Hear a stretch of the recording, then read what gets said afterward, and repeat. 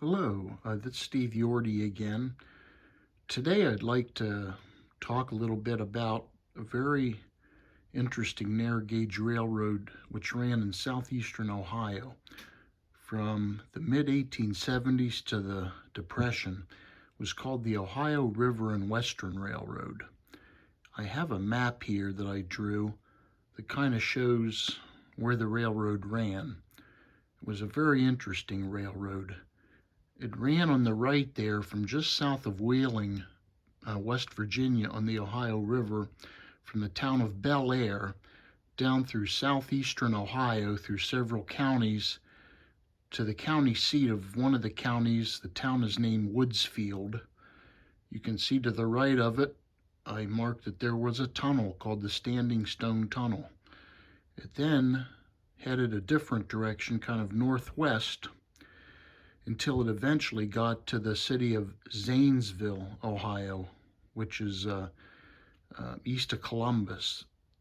You can see there are two other tunnels as well, the Shepherd Ridge Tunnel, the Perryopolis Tunnel, and it served all these very small communities along the route for nearly 50 years, more than 50 years, I guess. And that's kind of a map area of where we're talking about in the state of Ohio. I became interested in this line when this book came out. You can still find it in print. It's called Hidden Treasures by a Mr. Cass, and it's a very interesting, fairly long book about this narrow gauge line. So I took it upon myself. I have a spare bedroom upstairs, and I have built an HON30 narrow gauge railroad depicting the Ohio River and Western. And I'm going to do a quick tour of it. I haven't used this layout in a bit because I'm working on the Reading layout. And I actually did this in a pretty quick period of time, but I want to show what I have here. The county seat of Woodsfield, Ohio, around 1915 is what I tried to model. What I've done here is, and this is just really a simple loop that I'm able to run trains on. So I kind of built a town with brick streets as they had, with many houses, based on that time frame. And this is HON30, and these railroad cars and locomotives are all built primarily by Spectrum. They have a line of HO narrow gauge 30 equipment, and come around here. I bought all these painted, weathered, etc. Here is a Spectrum 460 number 4 at the head of the train. I scratch built every single thing in this town. All these buildings, even the trees, I scratch built. And the roads are brick roads. When I come around here, I gotta be careful where I step because the room has a lot of other stuff in it. There's the Woodsfield Depot. And again, here's the locomotive. And then the streets. And there's even a little downtown section up here at the top. So I kind of tried to, it's not a direct model, but it's somewhat representative. This line had something like, I don't know, 80 trestles or some ungodly amount of wood trestles. So I've put a number of those in my layout. Here's one with a creek.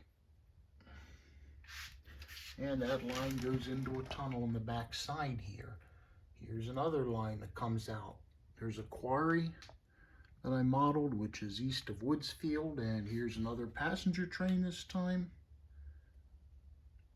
with headed by the one consolidation they owned, which was later lettered for the Pennsylvania Railroad, and they acquired this consolidation from the East Broad Top secondhand. So if I back up here, you'll see that I built a big curved trestle right here. out of wood. A little gorge here. It kind of goes up there into the backdrop. And there's the scene from there. As you come around this side here, this is the town of Armstrong Mills, which is still there, as are some of the buildings. I am only modeling a small section of this line from on the eastern part of it. So that's the town of Armstrong Mills, and another tunnel.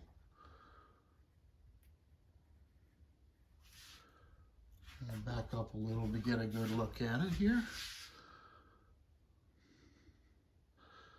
So basically I have 3 peninsulas in this room. I'm guessing the size of the layouts may be 8 by 18 or 20, something like that. Here's another bridge and gorge that I did. I tried to capture the look of the Appalachian mountainous region of eastern Ohio, hilly region I should say.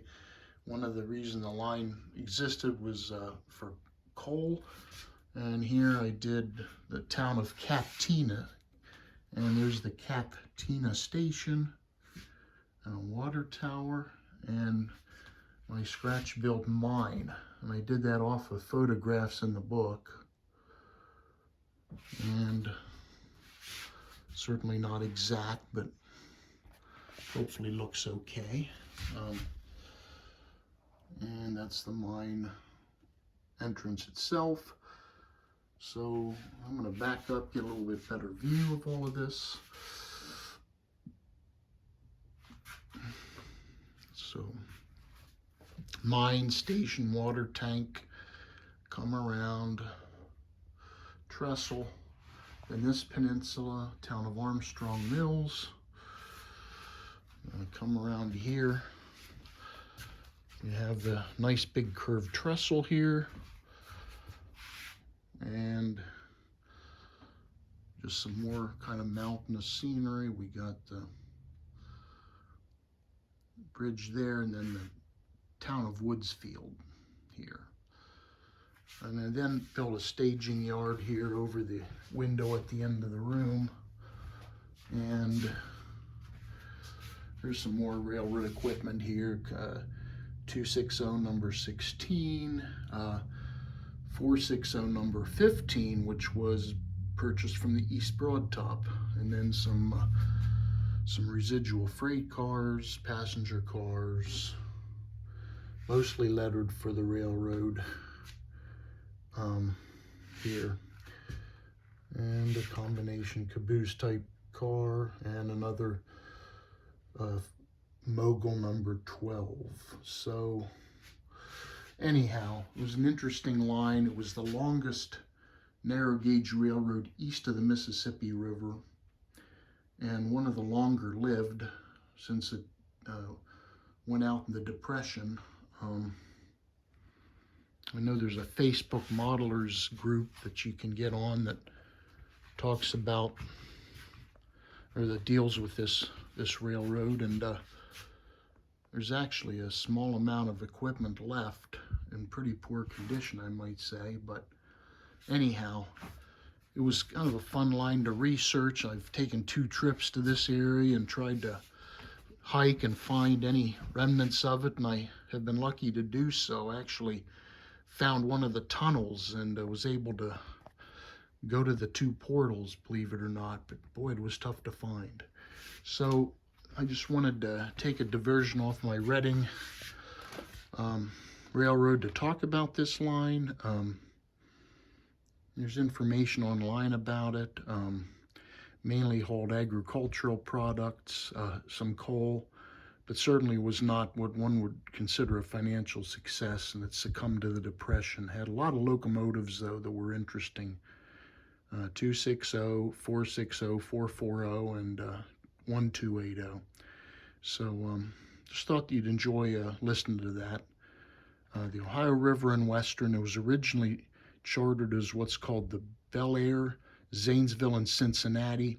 It was later taken over in 1920 and became a branch line of the Pennsylvania Railroad, which is why some of the equipment's lettered for the Pennsylvania. And then it lasted, I think the last train ran in 1931. So anybody has a chance to obtain this book and read it, it is one of the best railroad books that I have had the pleasure to own and read. So thanks for listening. A little diversion, like I said, from the reading, but kind of a neat one. So have a good day. I appreciate it.